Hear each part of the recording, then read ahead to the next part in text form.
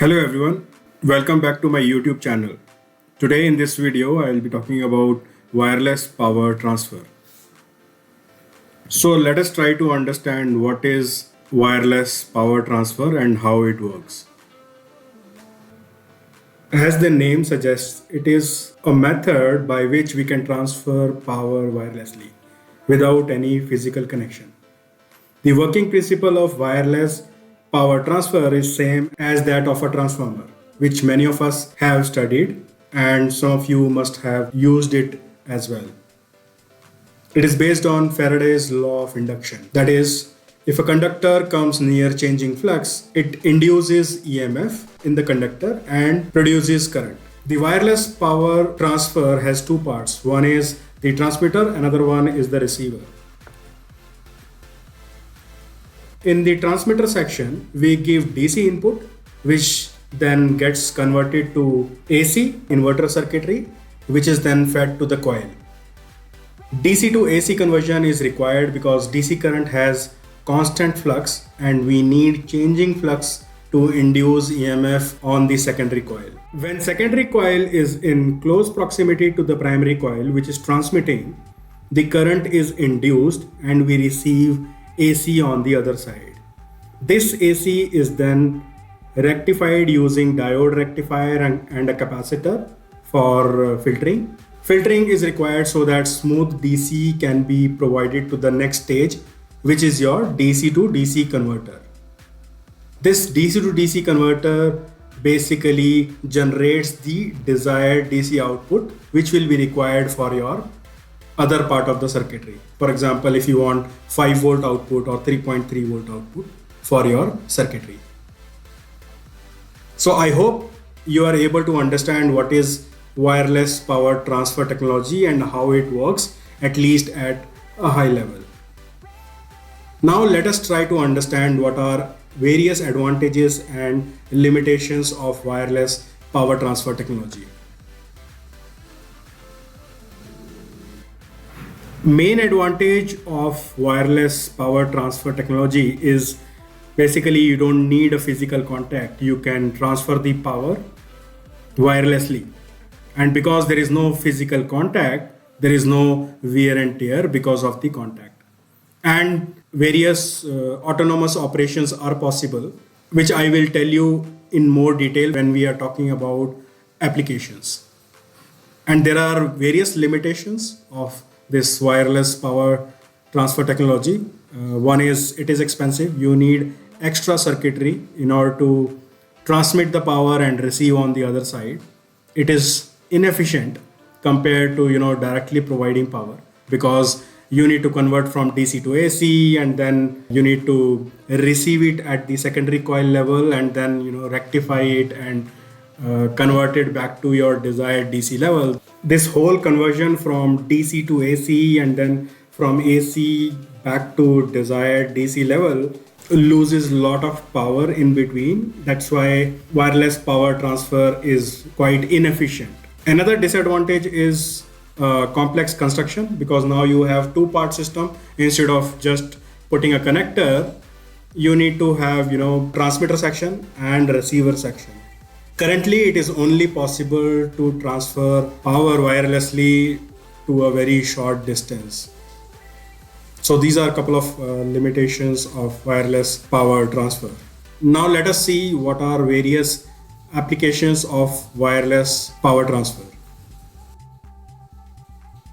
There are various applications where wireless power transfer technology is already getting used. One of the most popular one is wireless smartphone charging, which is also now getting used for other wearables like smartwatches, tablets. Other applications are we have seen many companies adopting wireless power transfer in order to charge their automated ground vehicles because it is more convenient to charge wirelessly. After work is over, robot will go to a desired location where wireless charging transmitter is there and it will park itself there so that charging can happen without any human intervention. So this makes autonomous charging possible. Otherwise, you need to have a person connecting charging wire to the AGV robot whenever robot comes back and need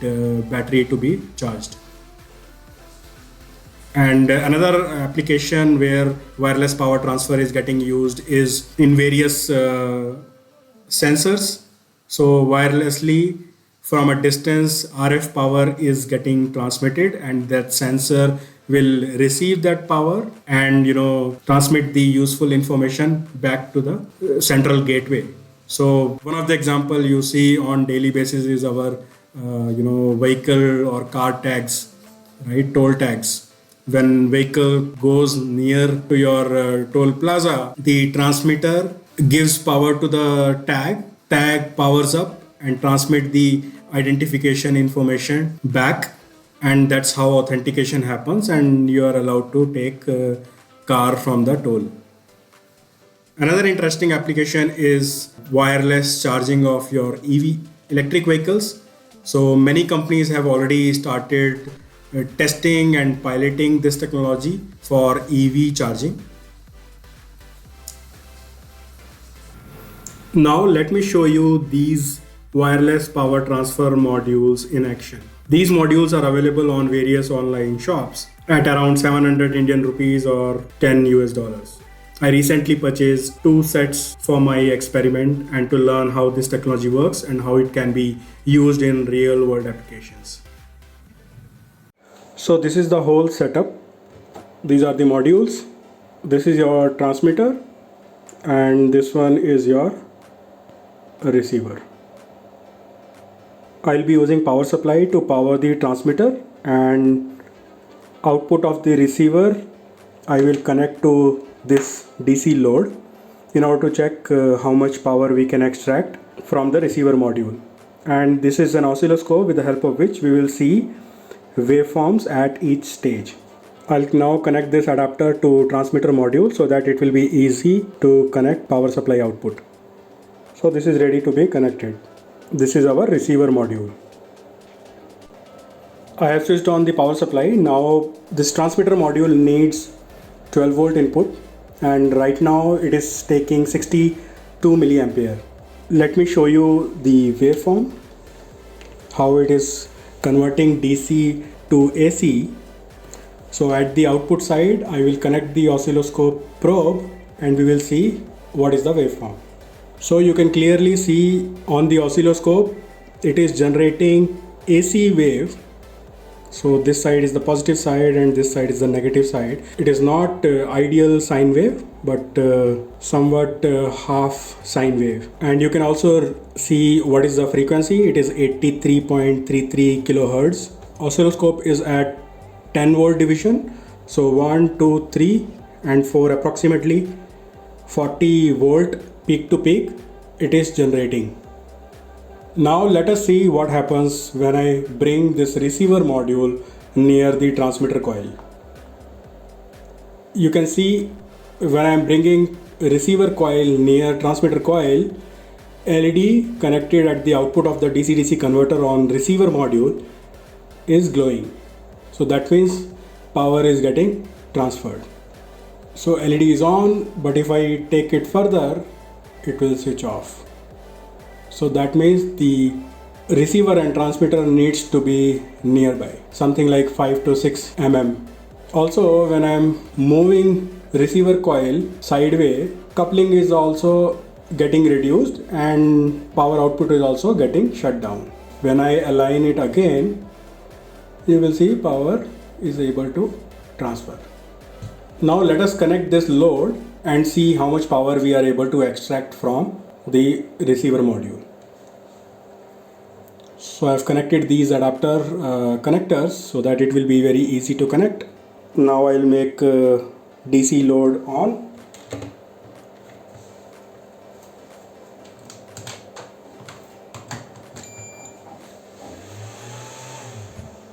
So this load works from 20 milliampere to 1 ampere. You can ignore this decimal point. So let us try to load 20 milliampere. So we need to align the coils, and now we are able to see, okay, output voltage is around 4.4 volt and 20 milliampere we are able to extract. Let us try to increase the current. This is at 250 milliampere.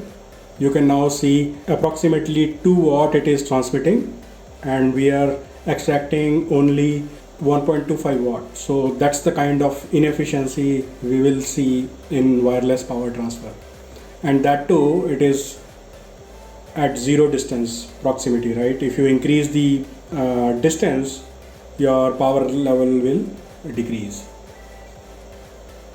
So this is approximately 2.5 watts at the receiver end, and at the transmitter end you can see it is pumping 3.3 watt. Let us see how much current it can extract. Is it able to extract 1 ampere? Let's see. So this voltage will dip if it is not able to sustain that much of load. So it can transfer 1 ampere. So 5 volt, approximately 999 milliampere, which is 1 ampere, around 5 watt, and input power is 6.4 watt. If I increase the distance, I am no more able to extract that much of power. My voltage is dipping, so I need to reduce it. So let's say what happens at 500 milliampere or 250 milliampere. With a distance of 5 mm, it is able to sustain only 250 milliampere output, and still voltage is fluctuating. I also want to show you one interesting thing which I have observed while I was experimenting. So I'll keep load to 250 milliampere, and I will show you the waveform at the output side. So this is the input terminal from the coil, and then you have this diode which is basically converting AC to DC, and then this capacitor is there which is acting as a filter, and then it goes to this DC-DC converter part, which then converts it to 5 volt output, and then at the output one LED is connected, and with using this wire we can connect to our circuitry. So I will show you what is the waveform at the input and what is the waveform at the output of the diode, and then I'll also show you what is the output at the DC-DC output terminals. So you will see how conversion is happening. So this is your input terminal, secondary side. So you can see how amplitude is reduced after transfer. So at the transmitter side we have seen it was more than 40 volt, but now at the receiver end it is around 30 volt only. Now let us see what is the waveform at the output of the diode. At the output of the diode we are saying roughly 10 volt as an output. So this is the output of the rectifier, and then if we see output of the DC-DC, this is what we see at the output of the DC-DC converter. So you can see DC-DC output, it is very noisy. So looks like this DC-DC converter is not working properly, or some improvement is required on filtering side. So whenever you are using such readily available wireless power transfer modules, you need to ensure you are checking what is the output and then improving it so that it is not damaging your other circuitry which is connected. So what I did was I have bypassed this DC-DC converter on the receiver module and connected an external DC-DC converter just to check if that DC-DC converter is able to perform better. So I will show you the result when I am connecting an external DC-DC converter, bypassing onboard DC-DC converter on receiver module. So let me connect that and I will show you the result. So you can see here I have taken output from the rectifier section and given to another DC-DC converter.